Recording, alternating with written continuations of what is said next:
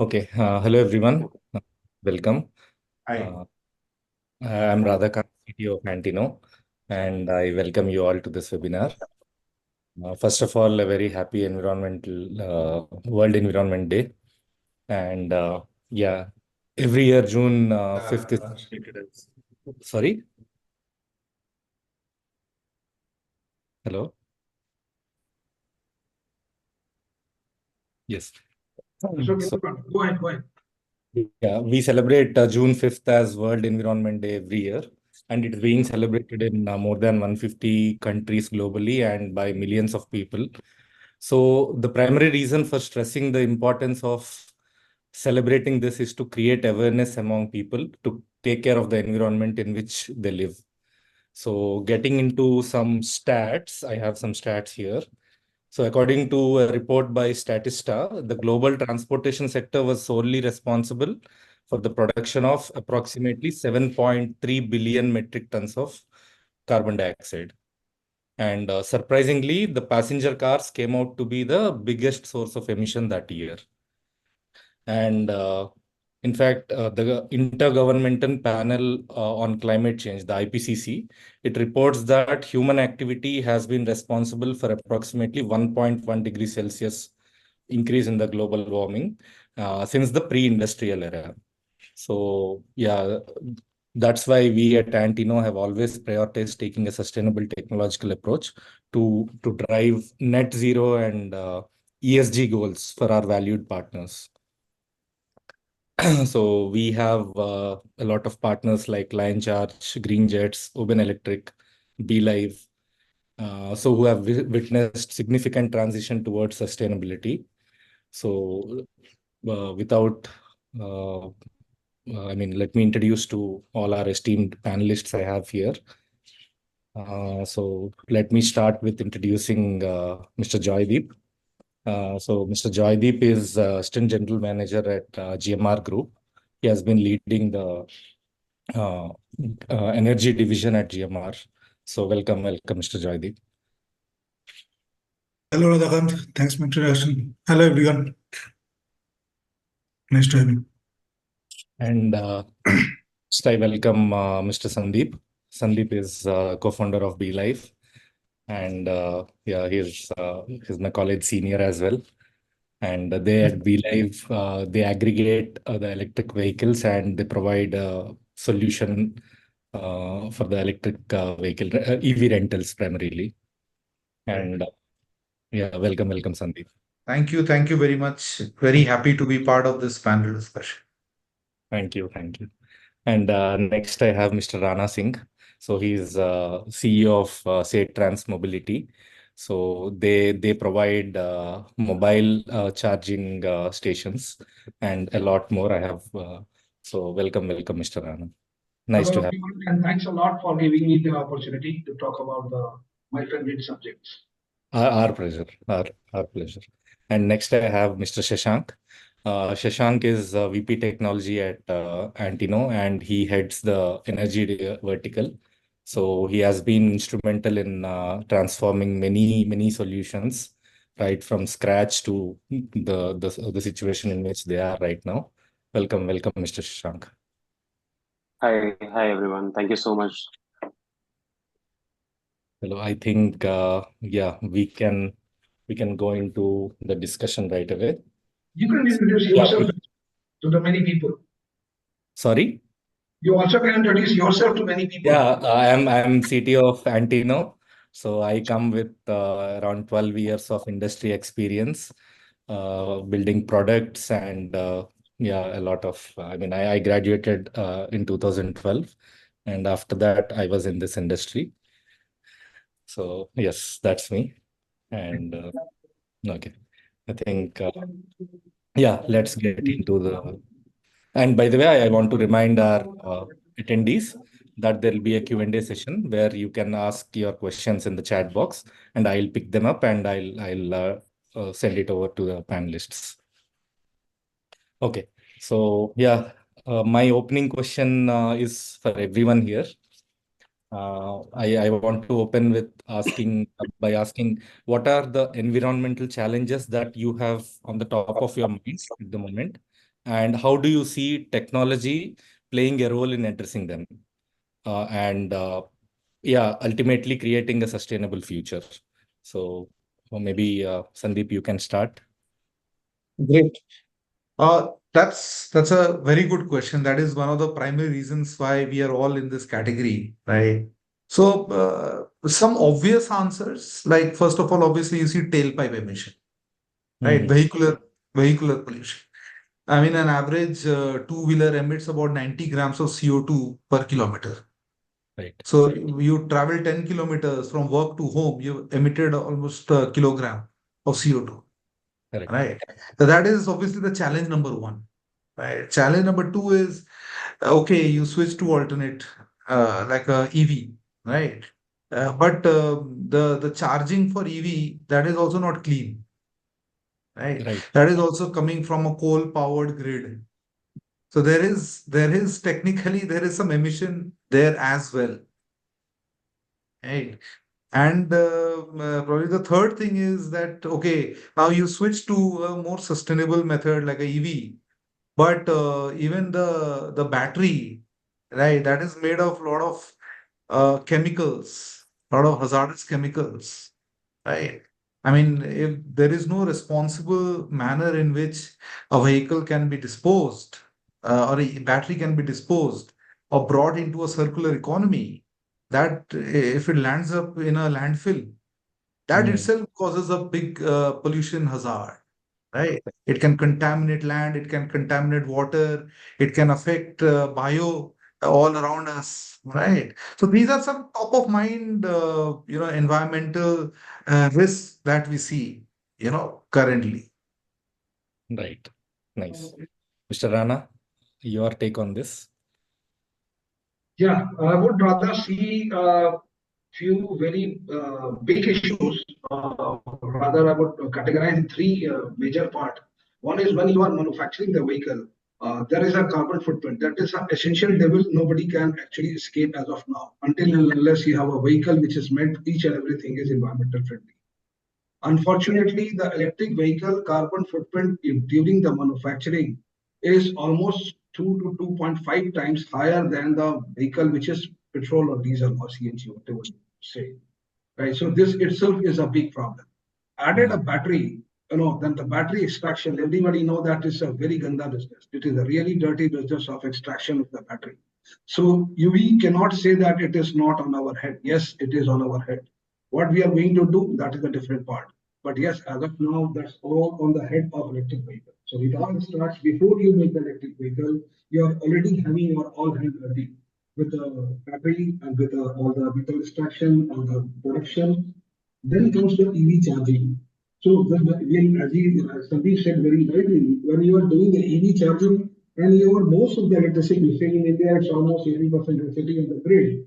So the dependency on the grid is again per kilometer is 1.4 times or two times bigger carbon footprint compared to petrol. This petrol, Right. if it is creating around say 700 grams of carbon dioxide, per kilometer, the EV charging per kilometer, it is coming around 1.4 to around 2. So this is something very stupid to say that we are working as a green environment and however I name my company as Setrans, which is sustainable energy transformation. That's why we started. And then the biggest thing is that he created the waste or the hazard. That is not only the battery. The biggest hazard is the water which is being created during the production of the power. You know how much of the water gets polluted, how much of the water. It's all will come in the name of EV. It should be taken as an EV head. That this is the carbon. Putting them together, really it will be very shameful for EV if we do not get this thing over as soon as possible. So I think, see, it's not only about hazard battery, it's not only hazard about the metal, but water which is depleting so fast. And we are actually one of the factor to deplete the water faster. In name of cleaning the batteries, minerals, in name of doing the EV charging, obviously, big problem. This is what it is. Thank you. Thank you for that wonderful insight. And next, Mr. Joydeep. What is your take? Whatever the other two persons, Mr. Rana and Mr. Sandeep, it's a cover almost more or less part of the how that climate change and what is the pollution part of they have already covered. So in that area, I would like to emphasize how we can sustain or we can create something where we can avoid by using the technology, we can avoid these kind of things. So, so my approach would be, as we know, what are the problem we are facing right now for the environment, and what we can be like pollution, biodiversity. Like, these are the common thing which we know actually. But my point is, I would like to discuss more about the technology where which can play over here to forecasting more sustainability in future by near future by. There is some example I would like, which I think we can think of by enhancing environmental monitoring, like censoring data collection from the and provide the real-time insight on how to environmental health will be improved. One thing, like another thing is encouraging behavior changes. By using some technology, we can encourage the user for the behavioral changes, like educational tools, apps, kind of things which we can use so that these kind of because we know the cause, but we need to find out the solution for the sustainability. So these are my approach. So because I'm not going deeper into the risks issue, rather than I would like to more emphasize on the mitigation plan. So that's my point basically. Nice. So that we can. Right. And Mr. Shashank, so you work on the more on the execution side, right? So they are on the business side, more or less. Mr. Joydeep, of course, is on the execution side, but you solely are on the execution side. So what do you see? What is your take on this from that aspect? Okay, so well, in that case, so whatever pointers we came across till now, like the carbon footprint, or maybe how we can optimize the battery efficiency just to get most out of it from the battery. So in the battery context, I would say this is the area where it could impact a lot at the last, because let's say nowadays the EV sector is really very booming. I mean, everyone is looking towards EV because of the prices of the petrol and other fuel. So this is a very good alternative, but at the second phase of it, we also need to be very prepared with some of the plans, like how at the end of the day, how good we are in handling the batteries. I mean, I'm talking about the electronic waste here in terms of batteries. So, I mean, these are some of the problems we already discussed and we have. So, a couple of solutions. What I was going through, I was going through some of the blog article few months back. So I came across like the Centum. Centum is, by the way, it's a battery manufacturing company in USA. They are in collaboration with BMW, and they are working towards, refining the batteries. So they are working on the solid state batteries. So maybe we already have the understanding of solid state drives. So they are also working for the solid state batteries. So this can be very useful nowadays, because we are only relying on the in the larger context, we are only relying on the lithium-ion batteries. And I mean, we already discussed that extraction of the minerals, how badly they are affecting our environment, right? So when these solid state, I'm expecting, by the way, when these solid state batteries and also the sodium ion batteries, we are also, I mean, in China, the BYD company is working with one of the company, large battery manufacturers company in China. So they are also working towards refining or optimizing the battery. So they are working on sodium ion batteries. So they are, in context of safety, they are very good. I mean, in comparison to lithium ion, density wise, they are very dense. They can accommodate good amount of energies into it. So these are some of the solutions which I mean, all of us are looking towards. so that this whole sector can be very useful for all of us. Nice. Good to hear. Yeah. So, and yeah, I come back to Sandeep again. Sandeep, as an entrepreneur, you might have had a lot of brainstorming sessions with Samarth before starting BLive, right? So, Right. what made you to choose this domain altogether? Why EV? You could have done a petrol vehicle or maybe altogether a different. So, mobility, okay, you might have zeroed on mobility, but why EV mobility?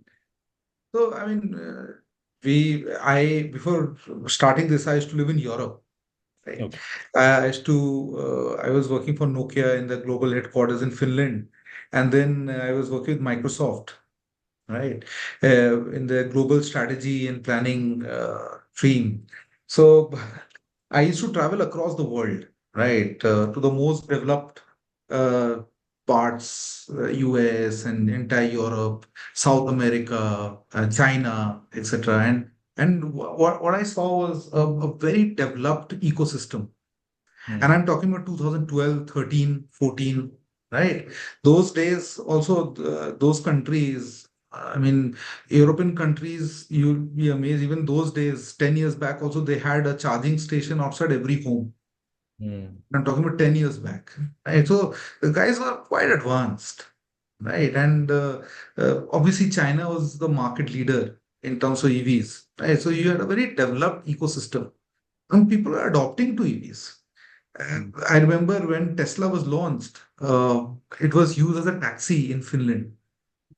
And I was amazed that, how can a premium car like Tesla be used as taxi? Right? But it made sense. It made sense financially. It made sense for the people. It made sense for the taxi driver. Because otherwise, all the other taxis are Mercs and BMWs and Volvos. Right. Right. So they rapidly switched out of Mercs and BMWs to Teslas. Right. So, and at the same time, we used to read how Delhi is the most polluted place, one of the most polluted places, and for all the wrong reasons, we used to read in the news. So we thought that, hey, listen, we are exposed to such a beautiful ecosystem. Why can't we bring this to India? And India needs it more than anything else. Right. So we thought about three things: affordability, accessibility, and awareness. So how do we build awareness of EVs? Because 2018 when we started off, 2018 when we started off, hardly there was anyone, very, very little traction on EVs, very little momentum, right? So we thought first you have to create awareness. Right. Then you have to create accessibility and then affordability. That's how the adoption curve will actually happen, right? So right now, the BLive platform is like a one-stop platform, which actually gives you access to range of EVs, helps you own a EV in the most affordable manner, right? And obviously, we try to build awareness as much as we can. Right. So that was why we took this call and we said it's not only going to be about mobility, but it's going to be a sustainable mobility. And how can we contribute to that? Wonderful. Nice. And Mr. Rana, like you deal with the charging aspect of the EV, right?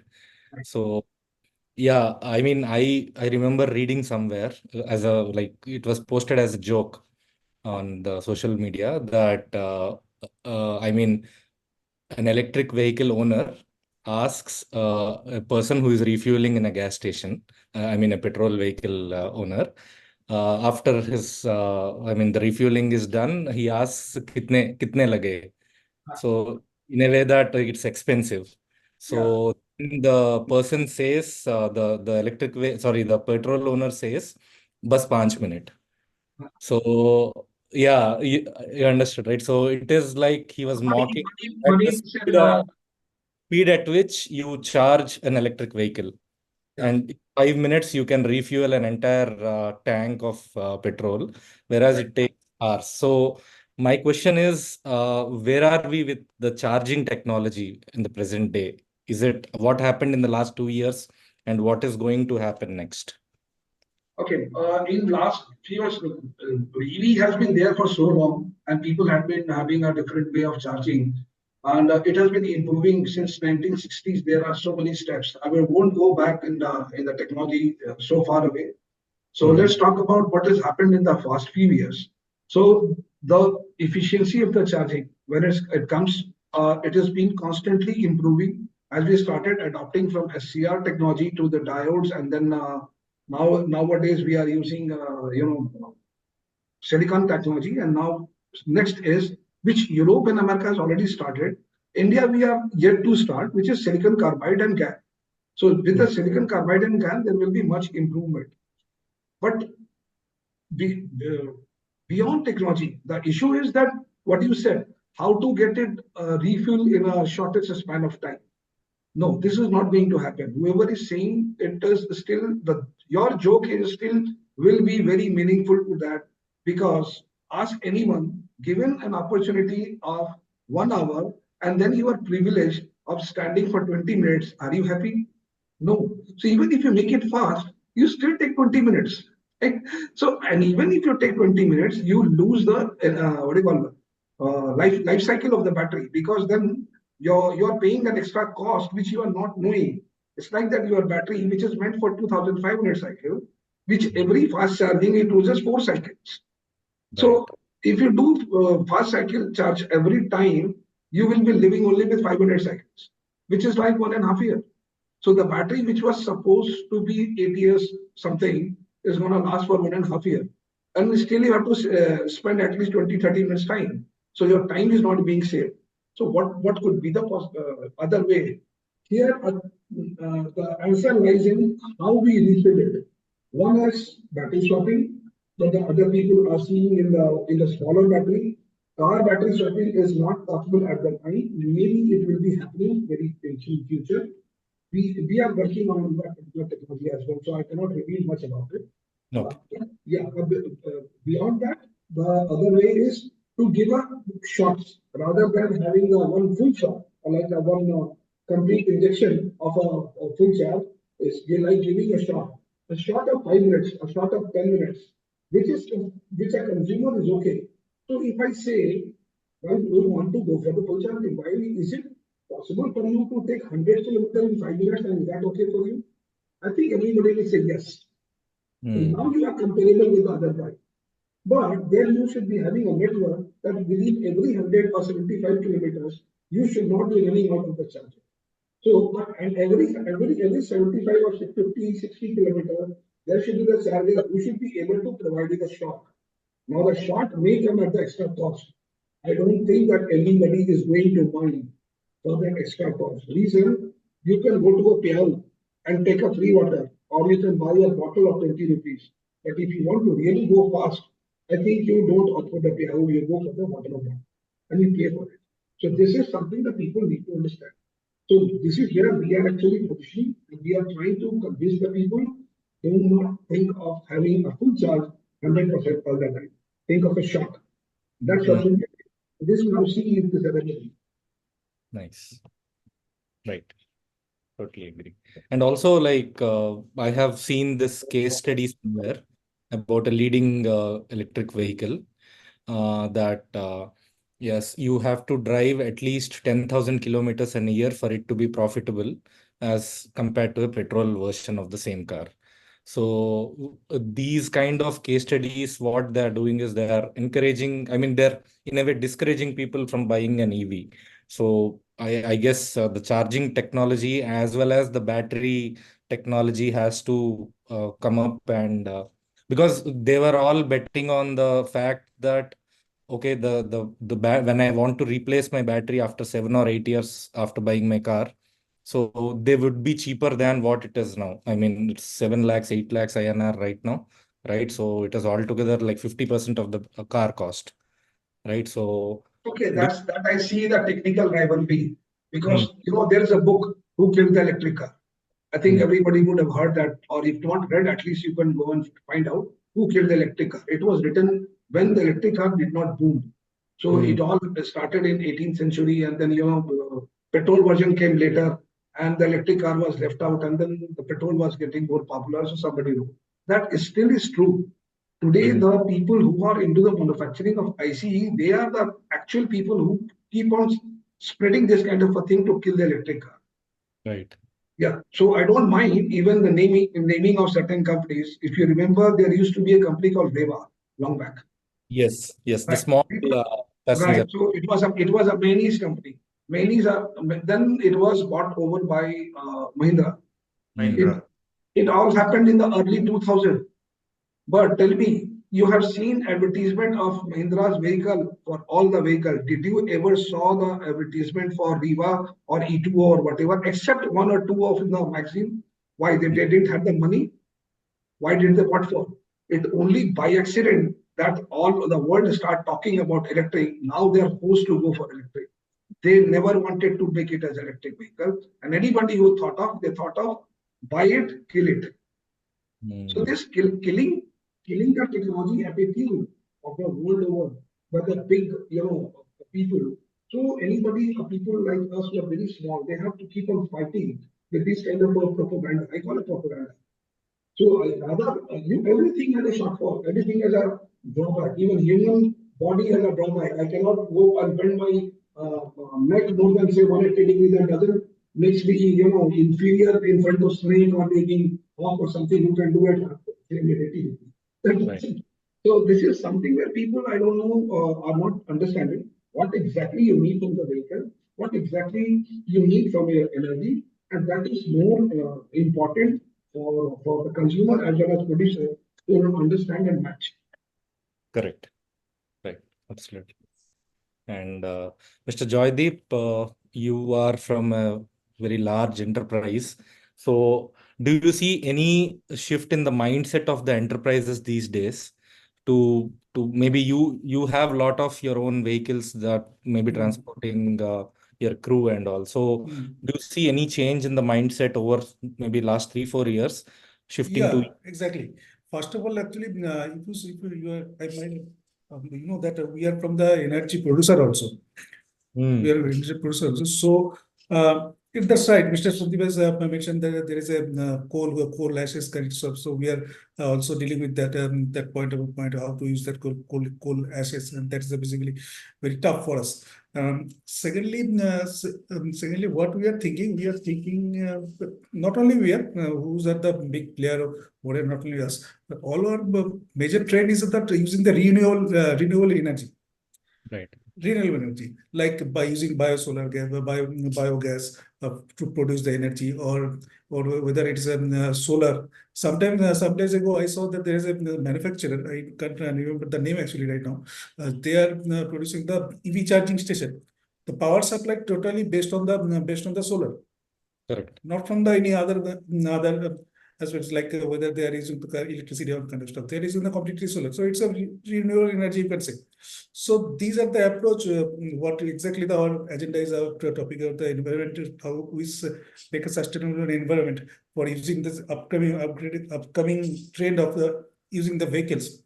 So I believe we can use this kind of renewable energy over there.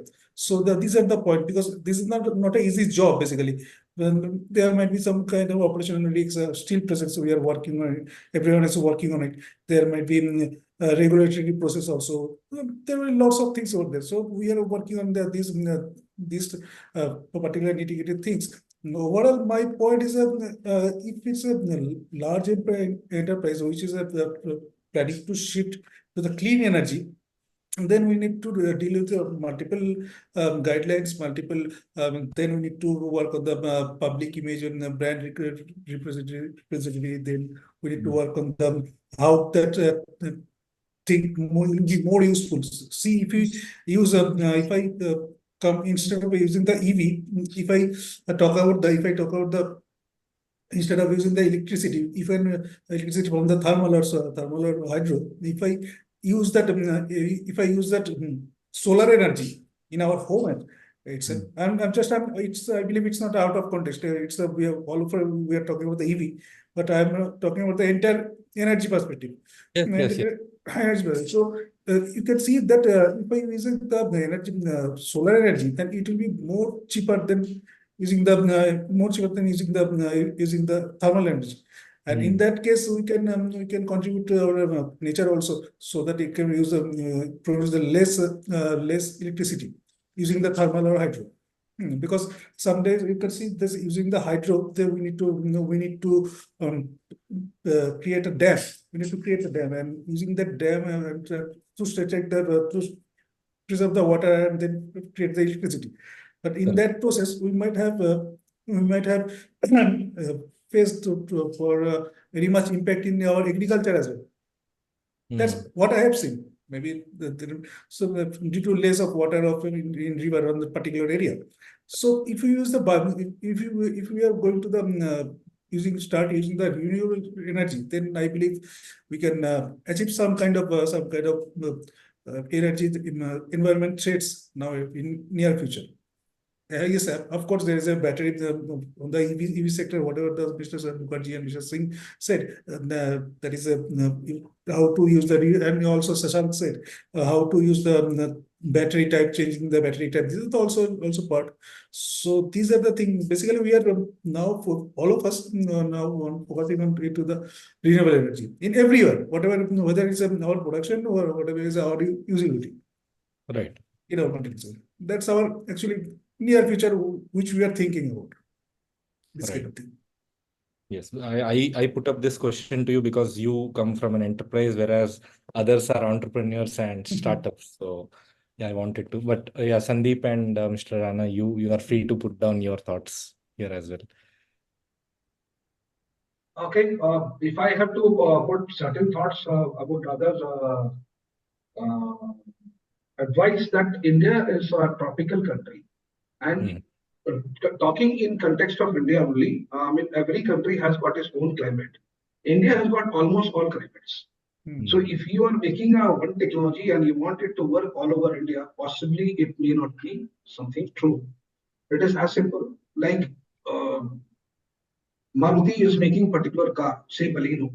So Baleno is good for city, it is good for commuting every day, but it may not be very good for going into the very long rallies or maybe long travels. Sometimes yes, you can, but as usual, the normal practice, it is not. When you try to take 4 passengers on the hills, because this is my own experience, you will come to know you have chosen the wrong car. So there cannot be one technology or one solution which fits to all. Same way, the battery or charging technology, it is not going to fit in for every terrain, every domain, every geography. You need something for Himachal and Uttarakhand, and you need something different from Rajasthan, maybe even different in Chennai, I mean Tamil Nadu, because Rajasthan is dry and that is very humid, and you have salt as well. So salt acts differently on the electronics, and when it is with heat, this is or more different. But when it is in a colder area, that's different. So Goa, you will have a unique problem. Rajasthan, you will have a unique problem. So people who are manufacturing, I think Sandeep is into the EV, he will understand and he will definitely look into as a one big thought that try to create a product and market in that particular area till the time you have something which is universal and can work everywhere. Right now we are talking about solid state battery. To me, it's a joke. Because I have been dealing with solid state battery for so long, because of my association with the US country. You know, it's why I said Joe. When I was a kid, there used to be wall in the TV, and then electronic devices started coming, and then we were said that now it is a solid state TV, solid state this one. Is it same it is happening? No, it is only the liquid which is in a solid state. Now we are calling, but the lithium is still there. That your enemy of the planet is still existing inside, and it is even higher in density. So how are we going to remove it? Now, coming to the point is that if we have to think really rational, that how we have to deal with this particular problem, which we will import, we will pay in the dollars, which will never come back to us, and it will stay in our soil forever to our children, to grandchildren, and to all of them, who will suffer the injury of that particular heavy metal. So we really have to be considerate in utilizing these chemicals. Now, something like sodium, very good. But then the sodium technology is still evolving. Again, we go back to China. We start taking petrol from Saudi Arabia and start giving dollars to China. That's not a solution. So sodium, we need to create something either in our own country. Even if it is not very feasible, we can mix it with our technology called supercapacitor or ultracapacitor. So we need to produce a hybrid battery. With this hybrid battery system, the cost goes high. Cost can only be brought down when you have a volume. But somebody needs to understand that you have to invest in something which may not be paying you for 3-4 years, but after 4 years, you'll be the king of it. And this is going to stay there for another 15-20 years. The way the people thought about solar, the people has to think in the field of the battery. And as I said, applying the short system rather than having high power, low power, middle power, home charger, all these things, they just go, it will fade out. Shorts will definitely work much better. It is like 500 ml of water that you need to drink, right? You don't need a whole jar of water to carry on your head. So forget about it. So these two things should be, I feel that everybody should be made aware, manufacturer and user both. Understood. Right. And coming to the technology part again, Shashank. So you have been in this domain for the last 2 years. And so you have seen multiple things changing when it comes to like OCPP protocols or whatever it is. So can you tell us like what has changed exactly and what you envision in the next coming one or because you might have seen a lot of things in beta and other things, right? So what is that is going on in that segment? Okay. Right. So talking about OCPP protocol, which is driving all the infrastructure of the EV charging stations. First of all, I'll talk about the features, what I'm expecting to be coming in the near future, and these are something with respect to vehicle to grid system. I mean, right now the system what we have is unidirectional. I would say whatever the power we are getting from the grid is something we are storing in the batteries and we are driving the batteries, right? But what I'm expecting in the near future, just like if since we are talking about the sustainable energies, so in the solar system, the on-grid system we have, right? The on-grid solar system. In the exactly similar lines. Okay. Okay. So in the exactly similar lines, I'm thinking in the EV domain as well, where the batteries which is storing the energy can also be given to the grid, or maybe not the grid, but we can utilize in other manners too. So in that context, I'm thinking if I'm thinking, and what else? The second point, what I'm expecting. Right now, we don't have any provision of other sustainable energies like solar or wind energies in anywhere in the OCPP protocol. So, I mean, having a direct integration of these things, because obviously whatever power we are getting from these systems is obviously a DC one. So, I mean, maybe in the case of AC, if we want to convert it from DC to AC, we have different ways. But if this system can be added in the chargers as well, or can be the protocols can like set a guideline to how to handle or how to handshake between the CSMS and the chargers, then it would be better. That is my second thought. And third thought, what I would say, although in the chargers right now we have the functionality of RFIDs, but in the payment side, if I'm expecting to have the NFC integration maybe, because nowadays we have contactless payments as well, right?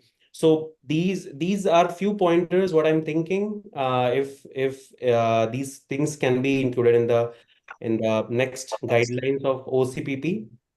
And talking about the challenges, since we started when OCPP 1.6 came into picture, but right now it's on 2.2.1. So, I mean, when we started developing the CSMS, so we initially had a problem with respect to dynamic load balancing from the chargers.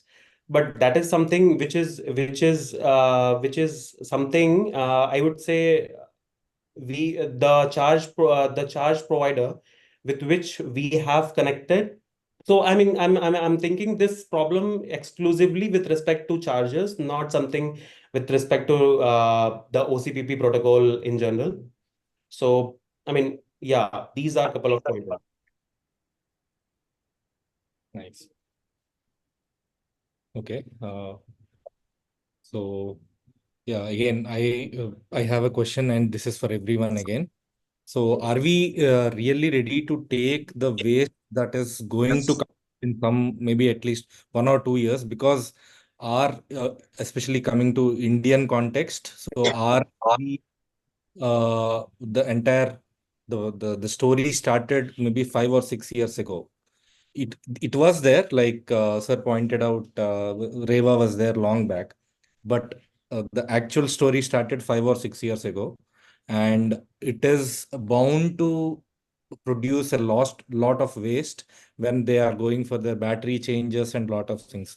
So do you think, especially the Indian ecosystem, is it really ready to handle such kind of waste? Because it's toxic, hazardous, chemical, all that thing, right? So maybe anyone can take this. Well, I can answer this question, and the Okay. answer is no. We are not ready.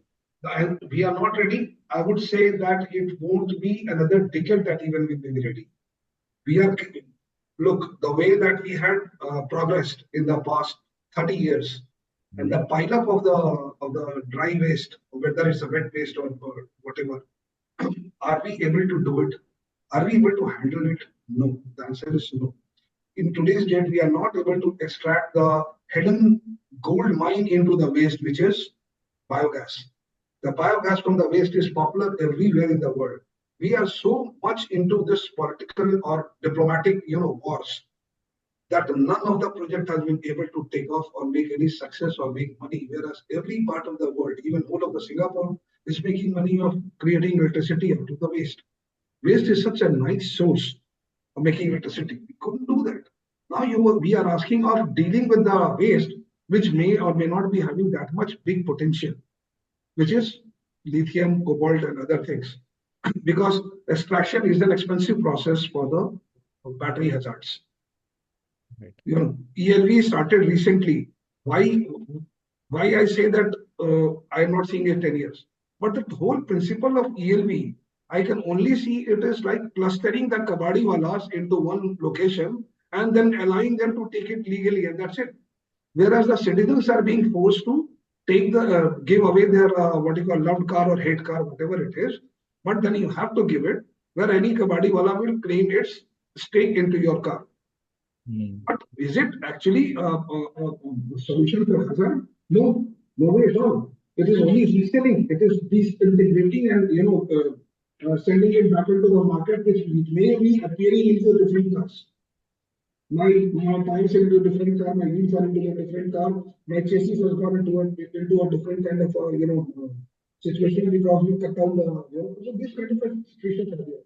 I don't know the detail, but now getting into the battery is actually the real thing. Lead acid battery, are we ready to say that we are able to handle the lead acid battery? Every home has a lead acid battery. Lead is equally dangerous. We are having more potential lead, and it has got such a huge market. Are we able to extract the lead? If we are not able to extract the lead, we are talking of lithium, which will come. Lead is already there for the past 50 years, but we don't care. We do the filtering, we use the same lead, people dive into that lead, nobody is bothered, and the fuel is going into the air, but water is going into your drains and your rivers and your ponds and your wells, into your water, ultimately, nobody is bothered. A state like Bihar, a state like Bengal, and a state like others, now they are facing the toxicity problem to the water. Where the toxification came from, they didn't have the industry, they didn't have the factory. It is we have sent it there. So Right. the answer is no. That is why I said it is very important we start controlling it today. Rather, we think like, old thinking, let the first revolution happen, then we will start controlling. So then there will be the market and then everybody. No, it's not going to work now. So may I? I Yes, would yes. like to differ some points over there.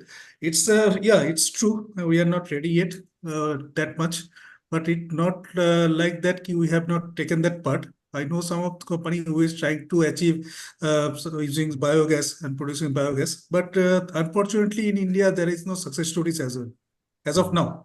So that's the main problem, and I believe we will have some success stories in coming few years. So that might be finger crossed and hope for the best. So yes, biogas is a best opportunity to using biogas. That's a good opportunity, but unfortunately, like Europe and America, we don't have any that much of success story over here, and or that level. So that's the main issue. So wait for the future, what I can say. But as of now, we are not ready. Right. We are ready, but not ready actually. We are ready, but not, we don't, as I said, we don't have any that much of, we are ready, but we don't have any success stories. Until unless in this country, until we don't have any success stories, no one we're going to adopt that in this kind of population. So that's the main problem. Yes. And also I have come across some startup who are dealing with EV waste. But again, as Joydeep pointed out, it might not be a success story. It was a very small one, and I don't know, but I don't see any. They have made a start. They have made a start. I mean, there are multiple companies today working towards a circular economy, right? Where you recycle, you reuse, right? And it's a very integral part of sustainability, right? There are companies I am aware of. There are companies in India now, multiple of them, who are into recycling of batteries.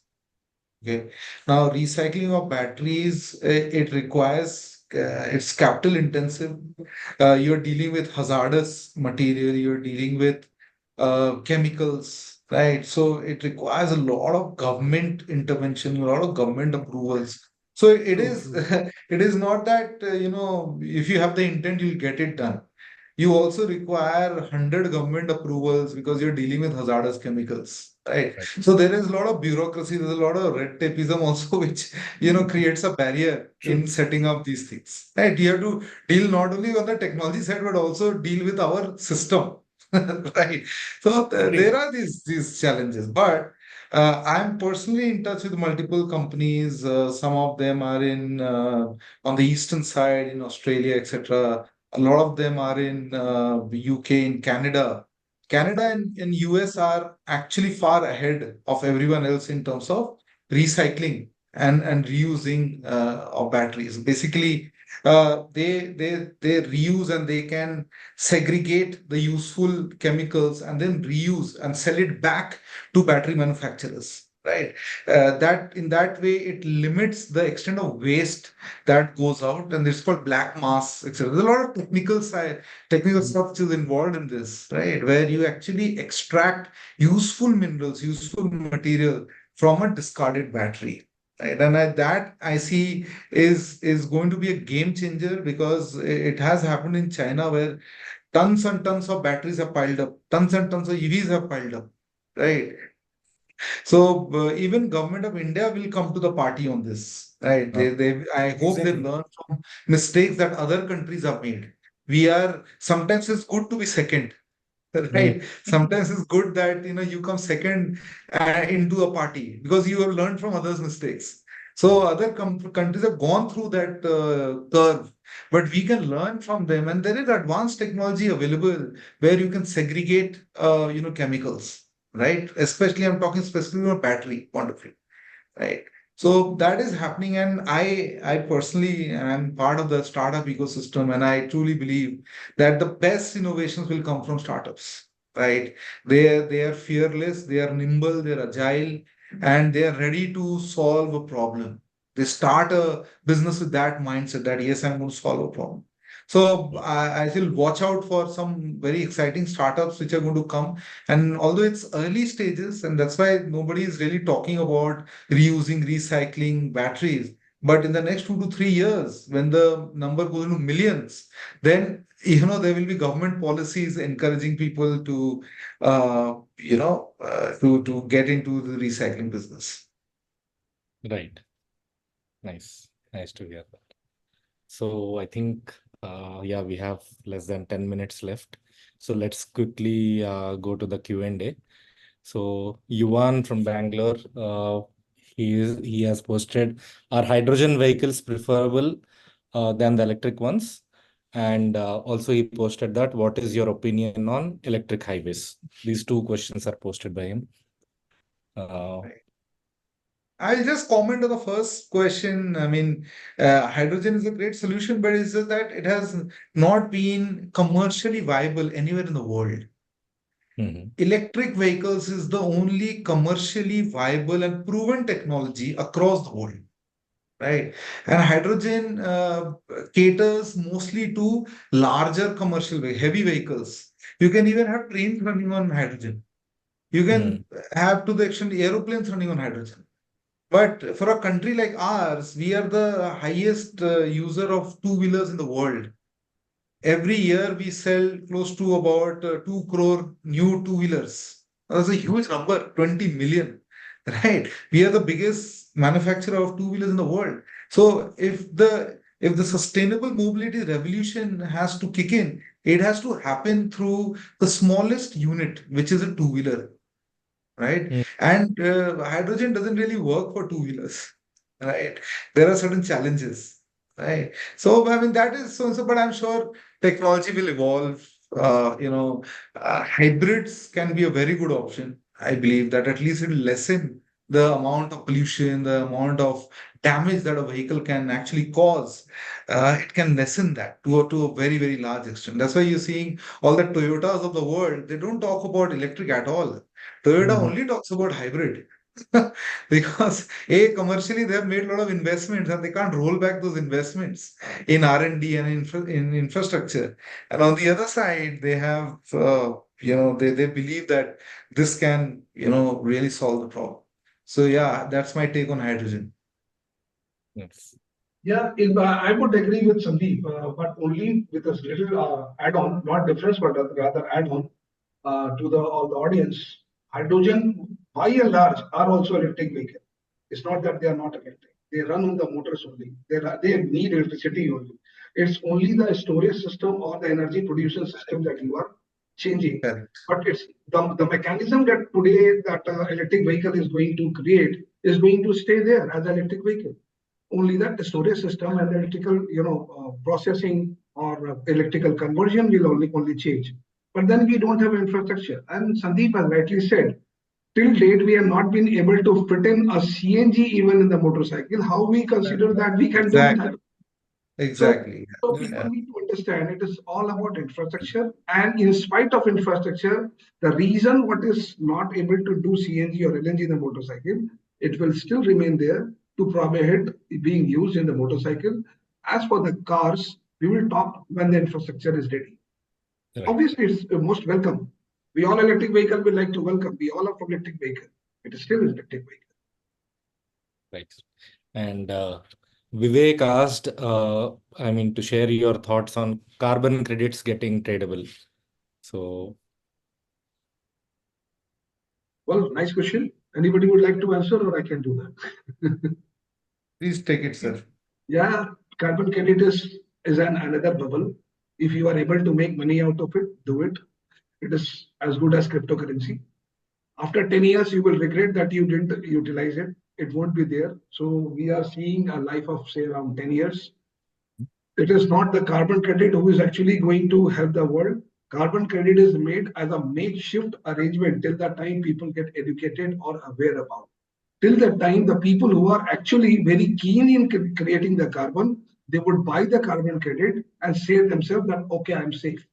It is as good as you go and do a dacoity and then go back to the poor people and spend some money on them, and then you call yourself a Robin Hood. So this is all about carbon credit. Nothing big thing. It's all Robin Hood. Sandeep?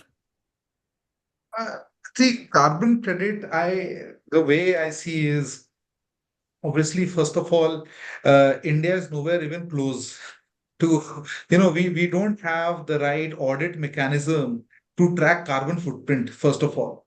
right? Very recently, it came that the top 1,000 companies in the country, it is going to become mandatory for you to do carbon audits, right? And detect what is your carbon footprint, right? Carbon credit is a few stages ahead, where you actually get one credit for every ton of CO2, whether you prevent it from emitting or you pluck it out of air, right? So that is, and then you get one unit which can be traded at X dollars on a particular, exchange platform, right? Uh, what Rana sir said, yes, it is. Some people will make money. Some startups will definitely get into this and create a blockchain-driven, credit mechanism, it sounds great, right? But again, things like greenwashing, etc., is a challenge, right? People do all kinds of stuff to hide what the reality is and showcase something else, right? So here it cannot be done by an entity or by a system. Government has to come with genuine interest into it, right? Just like you have to audit your books, and you cannot survive without that, right? Government of India has made it so tight that you have to disclose your books, you have to declare taxes, right? Similarly, you have to have that level of rigor to declare, what your carbon footprint is, and have a proper method of auditing that entire thing. Right. Then this whole thing will make sense. Step by step process. You can't start sprinting at 25 kilometers per hour like Usain Bolt. First, you do learn to walk. You know? Right. Got it. So maybe one last question so Yuvraj asks, can we create a vehicle that recharges its batteries solely? So anyone? Taking energy from the battery itself. No. When you run a vehicle, the kinetic energy, I think he might have, like his question might be, can we convert that kinetic energy back A to question charge? back. While you are running, can you eat your food? That will answer this question. I think Otherwise, one part of it where you have generative braking, where every time you apply the brakes, the energy is converted back. That's a very small portion. Right? It's a small portion, but it is possible. I mean, see, again, we are at a he's not asking regenerative. He is asking generating electricity. Regenerating is something okay. There's a maybe term in the generating future, and regenerating. Yeah. maybe in the future, yeah. Regen is one thing that is practically happening, right? But Correct. what It's about the happening today perspective? in all cars and vehicles. Yeah. That is there But already. lot of people come to me asking about why can't we do this generation? But like, okay, fine. If you have the answer, why don't you come up with? Why you come only with the question? Because scientifically, there has to be a physics behind it. And the physics says that power generated and the power consumed, there will be a loss. But if there is a loss added, then there's a further power which is already stored, no produced. What it will do? It will evaporate faster. It will deplete faster. Correct. So you cannot generate power from the motor movement. Motor is a consumer and generator is a producer. Unless you have a solar rooftop on your bus or your car, etc. Something as wild as that. Yeah, actually, I have a patent on a wind turbine. So somebody gave me an idea. What if we put a wind turbine on the car? Well, fine. Then what? So he said that then the turbine will be, generating and it will be providing the power for your to your meter. Well, an excellent idea. How about the drag force? The drag force will stop me from doing, and motor will try to go. So this motor has to overcome the wind turbine. That means it will be asking for more energy, more power, or it won't move. So people come with such ideas. Correct.